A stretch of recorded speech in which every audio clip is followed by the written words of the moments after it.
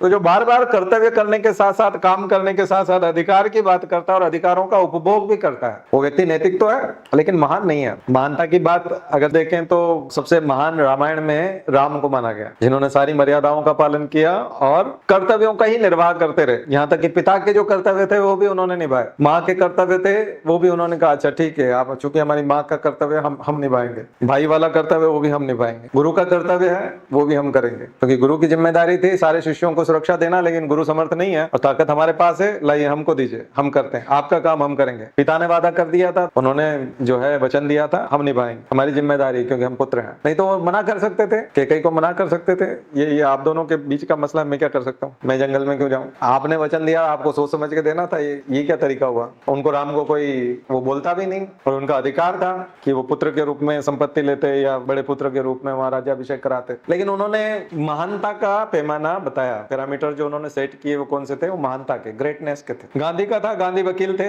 वकालत करते, आराम से सब कुछ करते। गांधी ने वकालत नहीं की, पूरी जिंदगी पूरे देश में भ्रमण करते रहे, लोगों को समझाते रहे, लोगों को तैयार करते रहे, अंग्रेजों के खिलाफ वातावरण बनाया। अब ये महानता है। बुद्ध की थी, शुद्धोधन की जगह खुद राजा बन जाते, एक अच्छा राजा मिल जाता सिद्धार्थ के रूप में, क्योंकि वो करुणा थी उनके अंदर, दया थी, प्रेम था और मुझे लगता है वो न्यायप्रिय भी होते। तो किसको मिलते, कपिल वस्तु छोटे एरिया को मिलते, छोटे क्षेत्र को, उनका जो राज्य क्षेत्र है उसको एक अच्छा राजा मिल सकता था, लेकिन उन्होंने घर छोड़ करके आधी दुनिया से ज्यादा जो है उनकी फॉलोअर है और वहां तक अपना संदेश उन्होंने पहुंचाया। ये मानता है जो विस्तार करता है, अपने अधिकारों को त्याग देता है और केवल कर्तव्य अपने हिस्से में ले लेता है। अम्बेडकर जज बन सकते थे, अच्छे वकील थे, काफी पैसा कमा कर सकते थे वकालत करके, लेकिन उन्होंने अपने वर्ग के लोगों के कष्ट को देखा। उन्होंने देखा कि मैंने जीवन में जितने कष्ट झेले हैं, जिन परिस्थितियों से मैं गुजरा हूँ, बड़ी कठिन परिस्थितियां थी, और अगर मैं अब इतना समर्थ हो गया हूं कि मैं आराम से बढ़िया वेतन ले सकता हूं और नौकरी कर सकता हूं, तो मुझे नौकरी करना चाहिए। तो फिर उन्होंने अपने अधिकारों को त्यागा। उन्होंने कहा नहीं, मैं अपना जीवन समर्पित करता हूं उन लोगों के लिए जो अपने लिए खुद कुछ नहीं कर सकते, मैं उनके लिए कुछ करूंगा। नहीं तो अपने लिए खुद के लिए करते रहते तो उनका भी परिवार था, उनके परिवार पे भी बहुत सारी आपदाएं थी, गरीबी थी, बहुत सारी समस्याएं थी, लेकिन